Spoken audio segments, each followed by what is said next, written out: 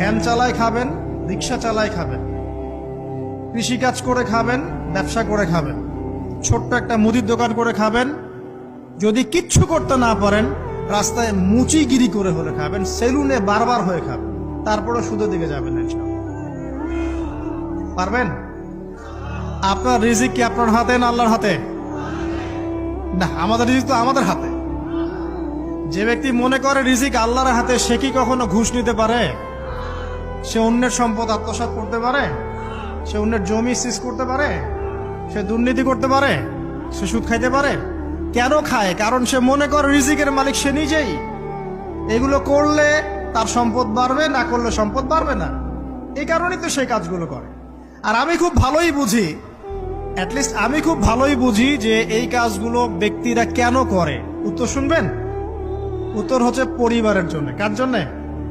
পরিবারের জন্য। মা, বৃদ্ধ মা আছে দেখতে হবে, দুই বাবা আছে দেখতে হবে, স্ত্রী আছে। আর স্ত্রী মাশাআল্লাহ একদম ফেমিনিস্ট, তার চাহিদা পূরণ করতে তার হিমশিম খেতে হয়। হ্যাঁ, একটা শাড়ি নেবে 20,000, ঠিক আছে? স্ত্রীর চাহিদা অনেক, গহনা গাড়ির অনেক চাহিদা।